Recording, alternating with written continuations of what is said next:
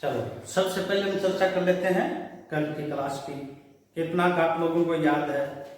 एक पहला प्रश्न बताओ, रसायन विज्ञान के जनक कौन है? Antoine Lavoisier. Antoine Lavoisier. Antoine Lavoisier कहाँ के रासायनिक थे? फ्रांस के। फ्रांस में भी कहाँ के हैं? पेरिस के। बिल्कुल ठीक है। अगला प्रश्न बताओ, रसायन शास्त्र की परिभाषा।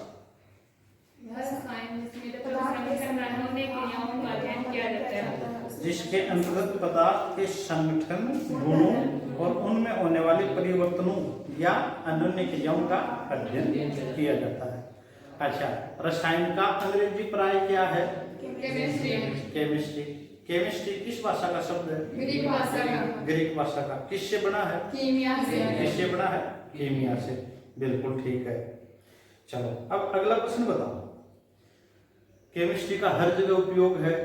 टूथपेस्ट करते हैं, खेत में खाद छिड़कते हैं, भोजन करते हैं, अनाज में भी कार्बन है, हर जगह। तो एक कैंसर के उपयोग में कौन सी दवाई उपयोग में की जाती है? सिस्प्लाटिन तथा टेक्सोन। एड्स के लिए एंटीडोथाइमिटिन। एक ये बताओ, द्रव्य की परिभाषा। द्रव्य क्या? जो स्थान लेता है और जिसमें भार होता है। ठीक है। इस द्रव्य की तीन अवस्थाएं करी हमने। कौन कौन सी? ठोस, द्रव, गैस। ठोस, द्रव, गैस। ठोस में परमाणु पास होते हैं, आकर्षण बल अधिक होता है और इनकी निश्चित आकृति व आकार होता है। इसका उदाहरण टेबल, बोर्ड, पुस्तक, अलमारी। द्रव कण ठोस के बजाय दूर दूर होते हैं और आकर्षण बल ठोसों की बजाय कम होता है और इसका आकार निश्चित नहीं होता। जिस पात्र में डालते हैं उसी का आकार ले लेते हैं। अच्छा, द्रव के उदाहरण बताओ। पानी, तेल, प्लास्टिक नहीं, रबड़, प्लास्टिक। ठोस के उदाहरण है? ठोस के हैं। द्रव में क्या आता है? जो बह सके। पानी, तेल, शहद, है ना? हाँ। गैस, इसके कण दूर दूर होते हैं, अणु के मध्य आकर्षण बल नगण्य होता है, न आकृति निश्चित होती है और न आयतन। चलो इसके बाद में हमने पढ़ा था ठोस। ठोस के लक्षण पढ़ लिए थे। ठोस है वो क्या होते हैं? ठोस कठोर होते हैं, आकर्षण बल अधिक पाया जाता है, असंपीड्य होते हैं, है ना? और ठोस का घनत्व अधिक पाया जाता है। ठोसों का वर्गीकरण किया था दो। पहला कौन सा था? क्रिस्टलीय। और दूसरा कौन सा था? अक्रिस्टलीय। पहला कौन सा था? क्रिस्टलीय। दूसरा था अक्रिस्टलीय। क्रिस्टलीय क्या होते थे?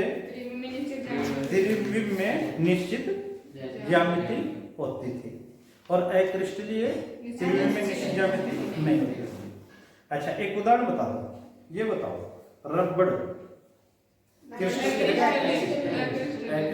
रेजिन।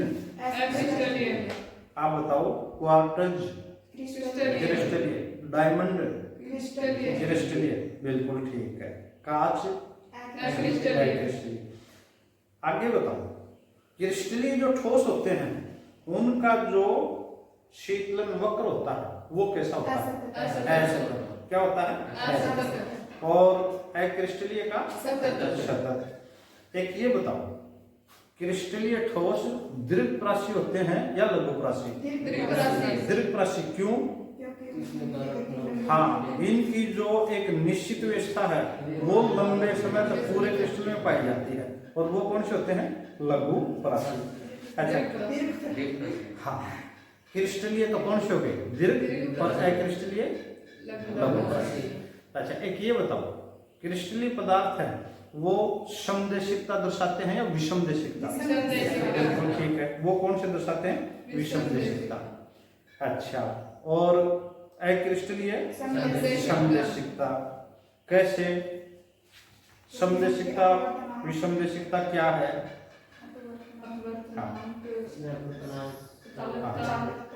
अपवर्तनांक, चालकता, विद्युत ऊष्मा, ये विभिन्न दिशाओं से नापने पर क्रिस्टलीय ठोसों में अलग अलग पाए जाते हैं, इसलिए ये क्या दर्शाते हैं, विषमदेशिकता।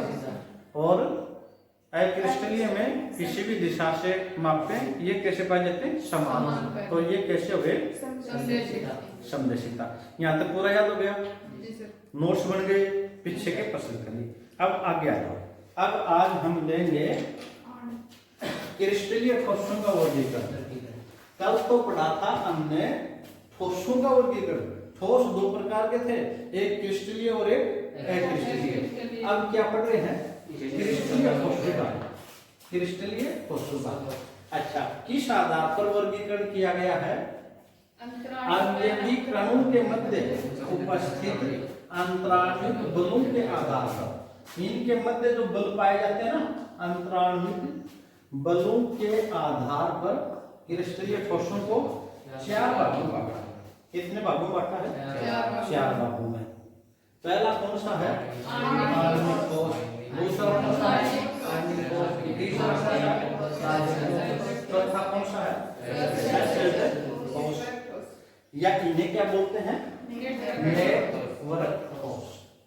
मैंने कहा था कल आप पढ़ जाना, एक प्रश्न पूछ लूं, ये बताओ, ये जो हीरा और ग्रेफाइट कौन सी श्रेणी का, इन 4 में से? आणविक, आयनिक, धात्विक, शाबाश, वेरी गुड। हीरा और कार्बन कौन सी श्रेणी का है, सहसंयोजक ठोस अथवा नेटवर्क ठोस। बिल्कुल ठीक है। एक और बताओ, सोडियम क्लोराइड। सोडियम क्लोराइड किस श्रेणी का, आयनिक ठोस का। किसका है, आयनिक ठोस। अच्छा एक ये बताओ, लोहा, तांबा, धात्विक ठोस का। Very good. इसका मतलब आप लोग खूब अच्छा पढ़ गए हैं। चलिए 4 प्रकार हो गए। इसमें एग्जाम में क्या आता है, एक नाम दे देगा, आयनिक ठोस के बारे में लिखो या धात्विक ठोस के बारे में लिखो, या इनकी विशेषता दे देगा। चलो एक प्रश्न, जैसे मैं एक प्रश्न बताता हूं, ये निम्नलिखित में से कौन सा धात्विक ठोस विद्युत का सुचालक होता है। ठोस अवस्था में भी विद्युत का सुचालक होता है, कौन सा? सबसे ज्यादा धात्विक ठोस होते हैं, इसमें तांबा, चांदी, लोहा आ जाते हैं। ये गलित अवस्था में होते हैं, ये गलित अवस्था में। इस तरह का प्रश्न आता है, क्यों होते हैं, डिटेल से चर्चा करेंगे। चलिए ठोस कितने प्रकार के हो गए, 4। कौन कौन सा, आणविक ठोस, आयनिक ठोस, धात्विक ठोस और सहसंयोजक ठोस अथवा नेटवर्क। किस आधार पर बांटा है इनको, अंतराणविक बलों के आधार पर। अच्छा ये जो आणविक जो ठोस है, इसको भी 3 भागों में बांट दिया आणविक ठोस में। पहला कौन सा है, अध्रुवीय आयनिक ठोस, अध्रुवीय। और दूसरा कौन सा है, ध्रुवीय आयनिक ठोस। तीसरा कौन सा है, हाइड्रोजन आबंधित आयनिक ठोस, हाइड्रोजन आबंधित आयनिक ठोस। चलो अब हम पहले से शुरू करें, आणविक ठोस। किससे शुरू करें, आणविक ठोस।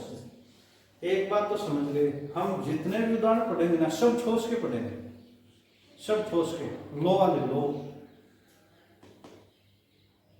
टेबल ले लो, है ना, चांदी ले लो, या जैसे हाइड्रोजन भी पढ़ रहे हैं ना, ठोस अवस्था में पढ़ेंगे। कार्बन डाइऑक्साइड भी ठोस अवस्था में होती है, जिसे सूक्ष्म द्रव कहते हैं। तो अभी हम केवल ठोसों भी पढ़ेंगे। पहला जो ठोस है आणविक ठोस, इसमें अवयवी कण क्या होते हैं, अवयवी कण क्या होते हैं, यहाँ इसका मतलब ये जो बना हुआ होता है ना, किसका बना हुआ होता है, अणु से। आणविक ठोस इसका नाम ही है, आणविक तो अणु से बना होता है। अवयवी, ऐसे आणविक ठोसों में अवयवी कण क्या होते हैं, अणु। अवयवी कण क्या होते हैं, अणु। अच्छा आयनिक ठोसों में अवयवी कण होते हैं आयन, क्या होते हैं, आयन।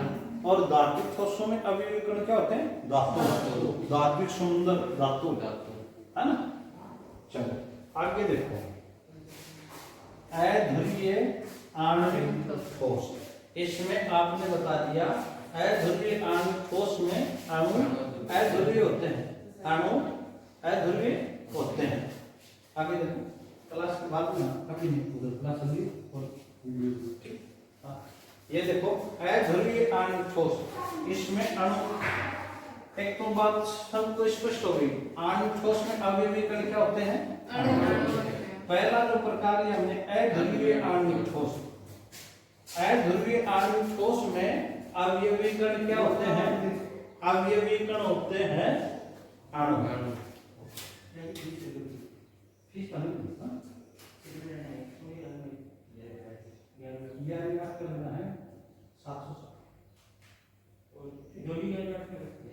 एक और ले लो, बाकी के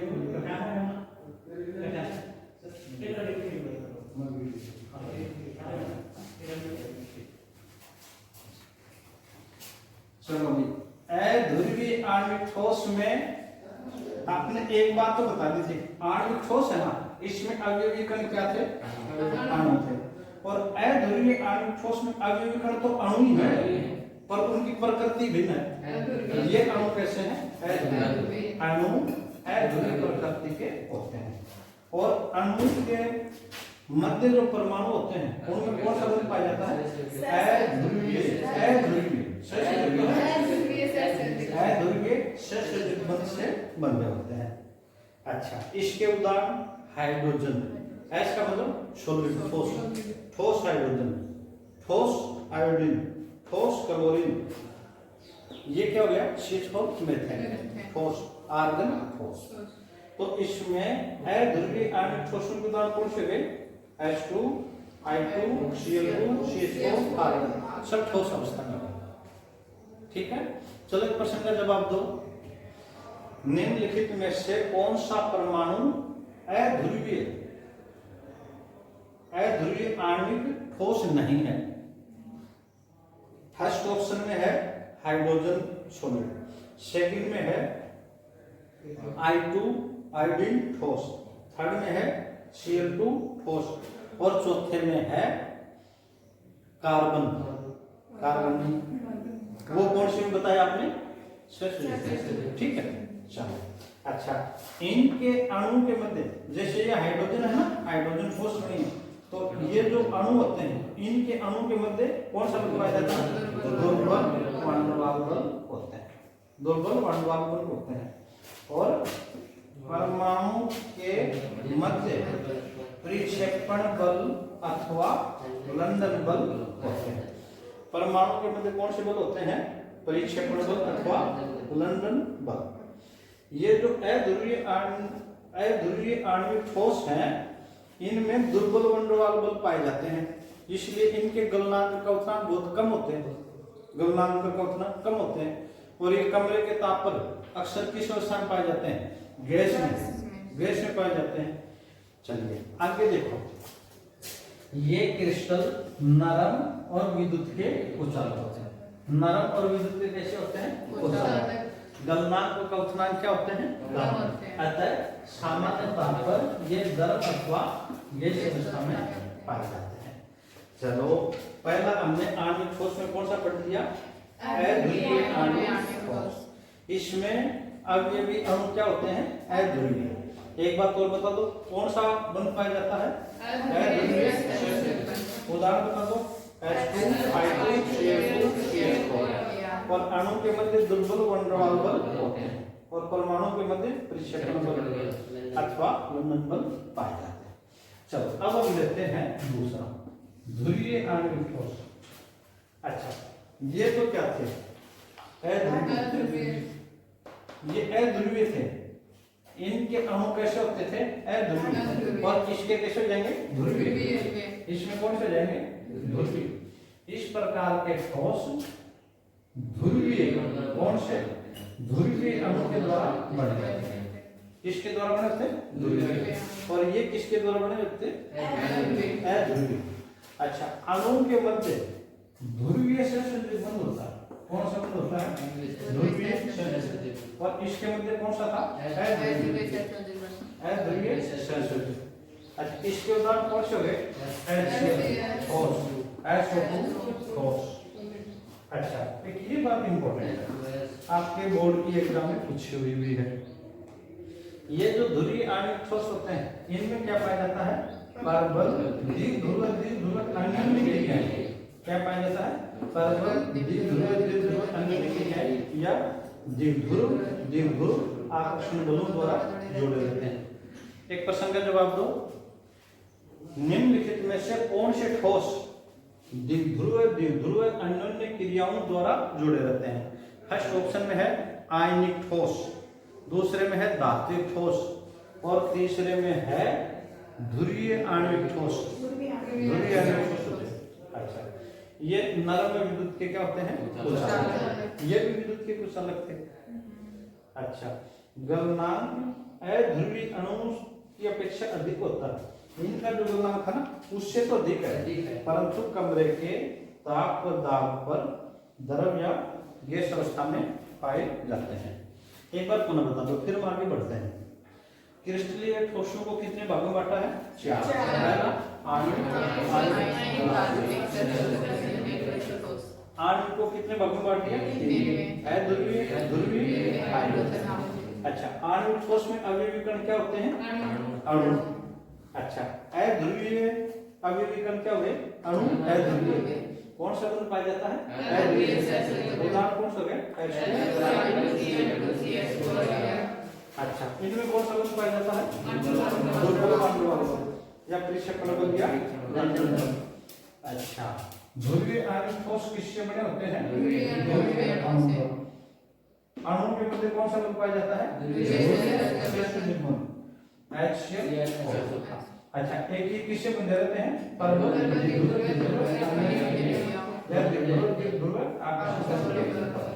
ये नरम विद्युत के क्या होते हैं? गलनांक अध्रुवीय आणविक ठोस अधिक होता है, परंतु कमरे के ताप और दाब पर द्रव या गैस अवस्था में होते हैं।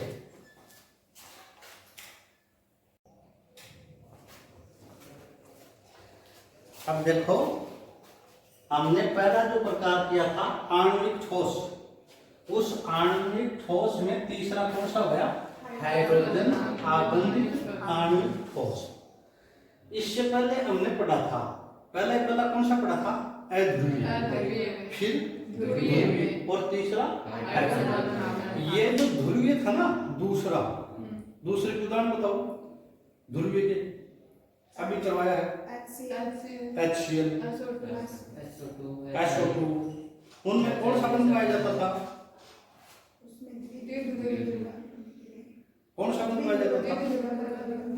हाँ, ध्रुवीय बंध पाया जाता था।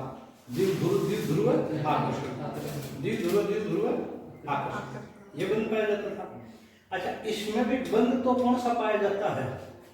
एक ध्रुवीय अणु द्वारा बनते हैं। कौन से अणु द्वारा बनते हैं? ध्रुवीय अणु भी ध्रुवीय अणु द्वारा बने थे, पर देखो एक अंतर है, ये ध्रुवीय अणु द्वारा बनते हैं, परंतु इन ठोसों के मध्य प्रबल हाइड्रोजन बंध पाया जाता है। इनकी एक ही विशेषता है, प्रबल हाइड्रोजन बंध। क्या पाया जाता है? हाइड्रोजन बंध क्या होता है? हाइड्रोजन बंध छोड़ो, देखो जैसे ये H2O है, ध्यान देना हाइड्रोजन बंध क्या है। इसमें एक ऑक्सीजन, 2 हाइड्रोजन। इसकी एक विशेषता है, जिसकी अधिक विद्युत ऋणता होती है, वो इलेक्ट्रॉनों को अपनी ओर खींच लेता है। उस पर कौन सा आवेश आ जाता है? आंशिक ऋणावेश। और दूसरे पे कौन सा जाता है? आंशिक धनावेश। आपने विद्युत ऋणता में पढ़ा है, विद्युत ऋणता क्या है? इलेक्ट्रॉनों को अपनी ओर खींचने की क्षमता। सबसे अधिक विद्युत ऋणता किसकी है? फ्लोरीन की। कितनी है? 4। फ्लोरीन की मानिए 4। तो इसमें एक विशेषता ये है, ये ऑक्सीजन है, ये हाइड्रोजन है, इस पर आ गया ऋणावेश, इस पर आ गया धनावेश, और इस पर क्या आ गया? धनावेश। इस डेल्टा मतलब आंशिक। ये एक परमाणु हो गया। जब दूसरा परमाणु आएगा ना इसके पास, तो दूसरे परमाणु में देखो ये ऑक्सीजन पर कैसा ऋणावेश। ये हाइड्रोजन हाइड्रोजन पर कैसा धनावेश, ये हाइड्रोजन पर कैसा धनावेश। आपस में दो अणु के मध्य ये अत्यधिक विद्युत ऋणता के कारण ऋणावेश और इस पर धनावेश, इनके मध्य जो बंध बनता है इस विद्युत आकर्षण, ये कौन सा कहलाता है, हाइड्रोजन। ये कौन सा बंध हो गया, हाइड्रोजन बंध। हाइड्रोजन बंध याद रख लेना, बहुत जगह आता है। ये धन विद्युत हो गया और ये ऋण विद्युत, तो इनके मध्य ये जो बंध बन गया हाइड्रोजन, इसको क्या बोलते हैं, हाइड्रोजन। इसके कारण क्या होता है, ये मजबूत हो जाते हैं, ये ठोस कैसे हो जाते हैं, मजबूत, गलनांक और उत्क्रांत अधिक हो जाता है। तो हम जो ये ठोस पढ़ रहे हैं कौन से, हाइड्रोजन आबंधित आणविक ठोस, इनमें ध्रुवीय अणु के द्वारा बनते हैं और ध्रुवीय अणु के द्वारा बनते हैं, परंतु इन ठोसों के मध्य पर्पल हाइड्रोजन बन आ जाते हैं। सिर्फ एक इस बात को बहुत अच्छी तरह से याद कर लेना, इनमें क्या पाया जाता है, पर्पल हाइड्रोजन बन। इनकी एक विशेषता और है, हाइड्रोजन अत्यधिक विद्युत ऋणी तत्वों से जुड़ा रहता है, जैसे ऑक्सीजन है अधिक विद्युत ऋणी है। दूसरा एक उदाहरण देखो, अच्छा इसके उदाहरण देखो, हाइड्रोजन ले लिया, इसी तरह NH3 है, नाइट्रोजन की विद्युत ऋणता बहुत अधिक है, हाइड्रोजन की कम है, तो इसमें NH3, इस पर तो आंशिक ऋणावेश, आंशिक धनावेश, आंशिक धनावेश। अब दूसरा ये जो N है, ये हाइड्रोजन हाइड्रोजन हाइड्रोजन, तो ये ऋण और ये क्या है, अनावश्यक धन, ये हाइड्रोजन, समझ गए। तो ये जो हमने लिए हैं हाइड्रोजन आबंधित ठोस, इनके अणु में क्या पाया जाता है, हाइड्रोजन बंध। क्या पाया जाता है, हाइड्रोजन बंध। इसका उदाहरण देखो, H2 रट लेना, पहले किसी में भी अभी तक हमने किया था, सबसे पहला क्या था, अध्रुवीय। अध्रुवीय के उदाहरण बताओ,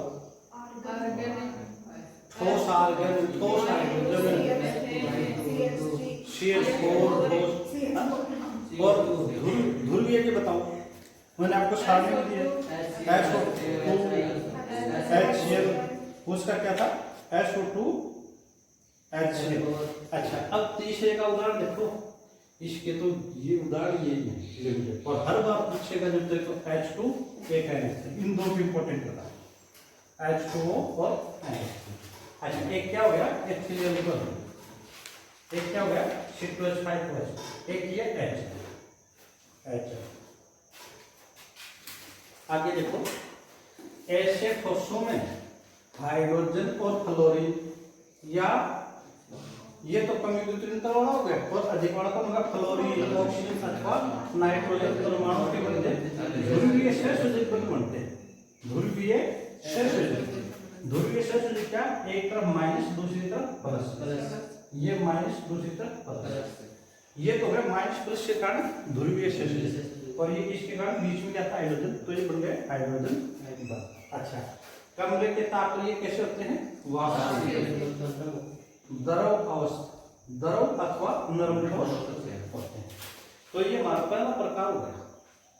पहला प्रकार कौन सा था, आणविक ठोस, जिसके कितने कर दिए आपने, कौन कौन सा, अध्रुवीय, ध्रुवीय, हाइड्रोजन। अध्रुवीय में अवयवी कण कौन है, अणु, और उनके मध्य बंध कौन सा, अध्रुवीय सहसंयोजक, और ध्रुवीय में अवयवी कौन कौन, अणु, बंध कौन सा, ध्रुवीय सहसंयोजक, द्विध्रुव आकर्षण, और तीसरा कौन सा किया, हाइड्रोजन, अवयवी कण कौन, अणु, पर उनके मध्य बंध कौन सा, हाइड्रोजन, और पर्पल हाइड्रोजन, और इनके साथ क्या पाया जाता है, इनमें ध्रुवीय अणु द्वारा बनते हैं, इन अणु के मध्य पर्पल हाइड्रोजन बंध पाते हैं, पर्पल।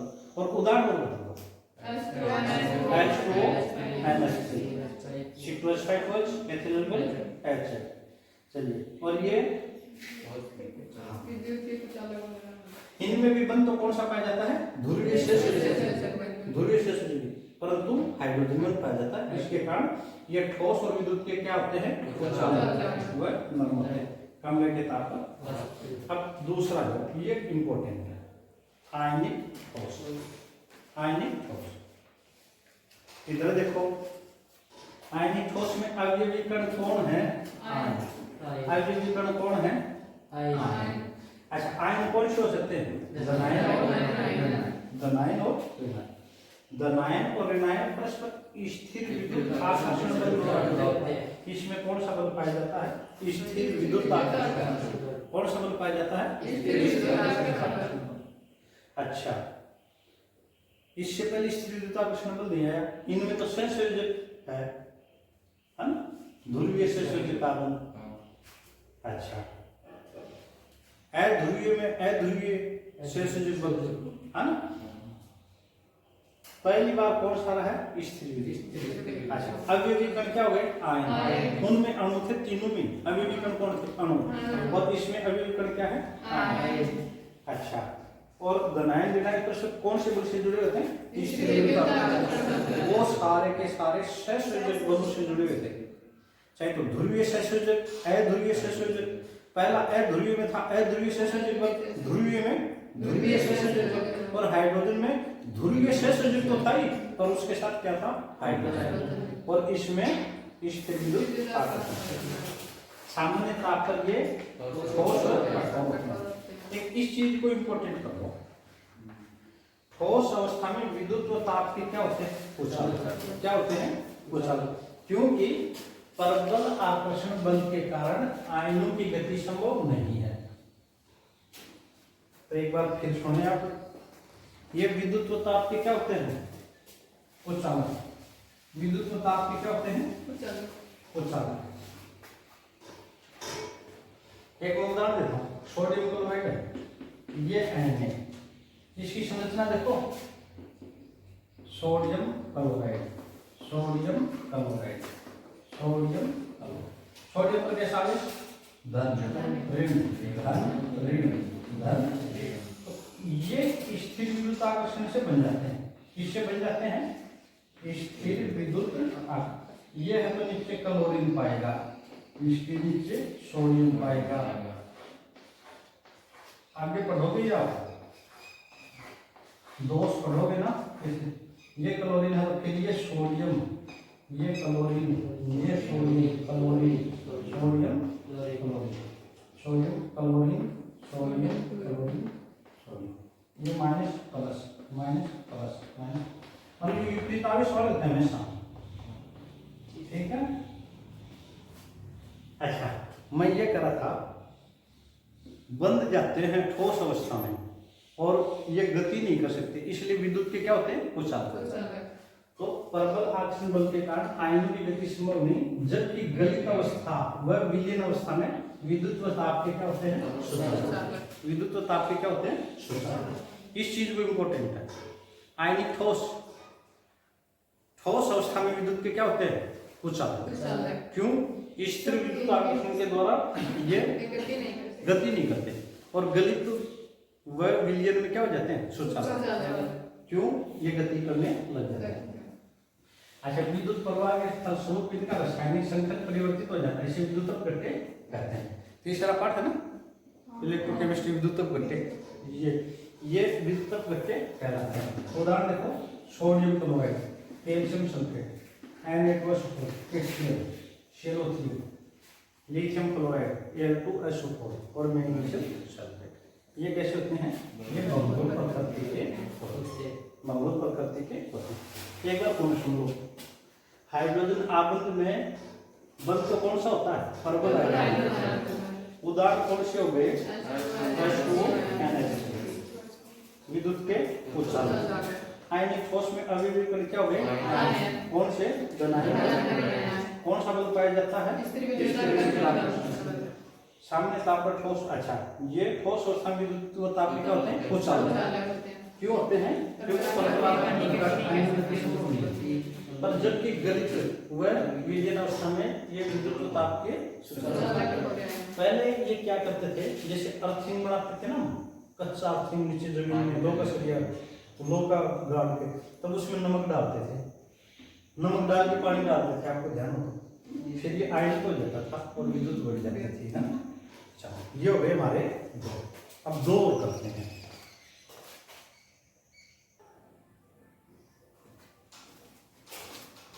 अब देखो हम तीसरा कर रहे हैं धात्विक ठोस।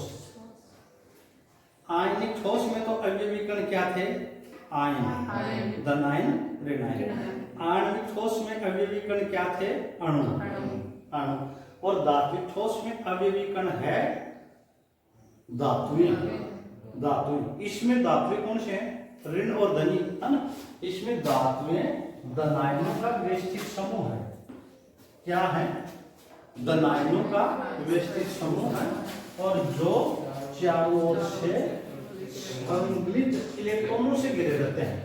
मतलब धातु है ना, जो धातु वो उसके चारों ओर क्या है? इलेक्ट्रॉन, इलेक्ट्रॉन संगलित, मतलब फ्री है वो इलेक्ट्रॉन, कहीं भी जा सकते हैं और विद्युत चालकता दर्शाते हैं। संगलित इलेक्ट्रॉनों का समूह है। अच्छा, एक ये इंपॉर्टेंट है, वेरी इंपॉर्टेंट। ये इलेक्ट्रॉन मुक्त होते हैं। इलेक्ट्रॉन में क्या होते हैं? मुक्त। और संपूर्ण क्रिस्टल में विस्थानीकृत होते हैं। विस्थानीकृत हम लोग एक जगह से दूसरी जगह, जैसे तांबे का तार है ना, तांबे का तार, इसमें मुक्त इलेक्ट्रॉन है। जैसे विद्युत इसमें लाइट से जोड़ते हैं तो दौड़ते हैं वो, और उसी कारण विद्युत का चालन होता है। इसीलिए तांबा है विद्युत का सुचालक है। एक प्रश्न बताओ, सबसे अधिक विद्युत का सुचालक धातु कौन सा है? सबसे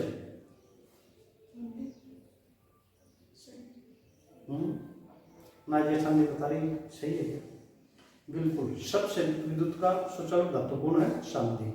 पर ये तार तांबे के बनाते हैं, क्यों? चांदी मिलती नहीं है ना, महंगी है, मिलती नहीं है। पर सबसे प्रश्न याद रखना, आज दो प्रश्न आ गए। सबसे अधिक विद्युत ऋणी तत्व कौन सा? सबसे अधिक विद्युत ऋणी तत्व फ्लोरीन। और सबसे विद्युत धनी तत्व कौन सा? विद्युत धनी। या सबसे अधिक विद्युत चालक कौन सा? विद्युत चालक चांदी। सबसे अधिक कौन? चांदी। तो आगे देखो, ये इलेक्ट्रॉन मुक्त होते हैं और संपूर्ण क्रिस्टल में विस्थानीकृत होते हैं।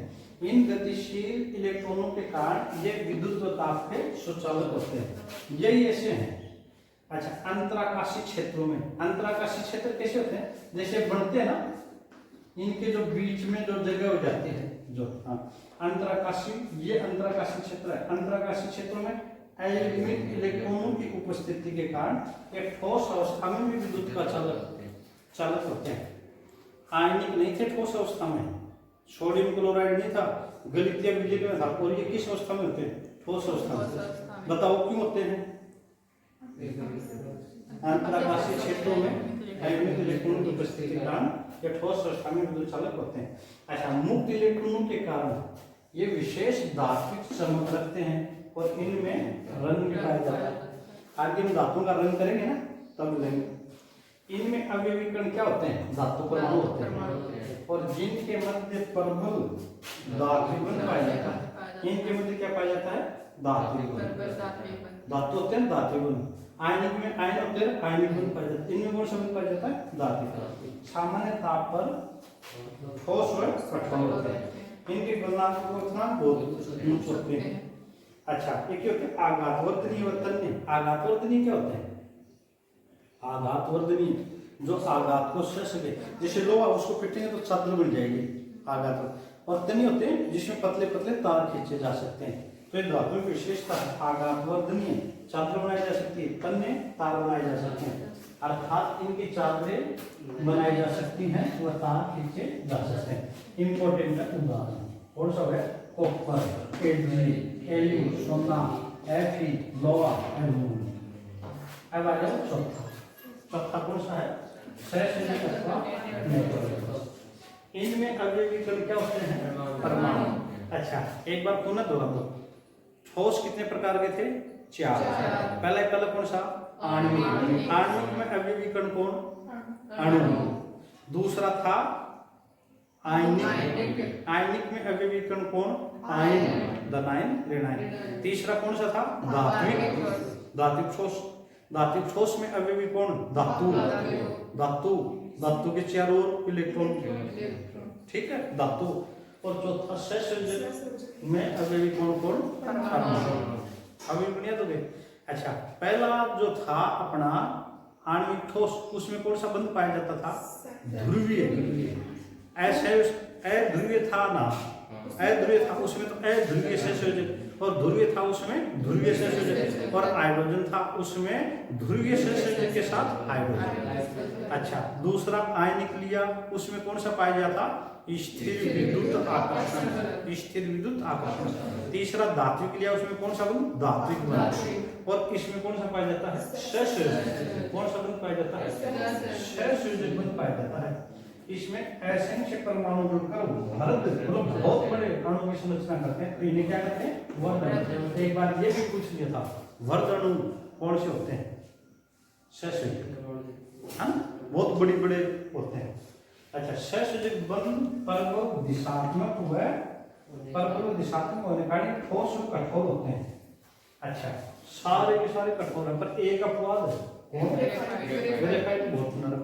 अपवाद हो गए, एक विद्युत व ताप के कुचालक होते हैं, सारे के सारे विद्युत व ताप के क्या है? कुचालक। पर इसमें भी अपवाद है, ग्रेफाइट ये विद्युत का क्या है? सुचालक। ग्रेफाइट क्या है? विद्युत का सुचालक। यहाँ एक बहुत अच्छा प्रश्न बन रहा है कि ये ग्रेफाइट विद्युत का सुचालक क्यों है?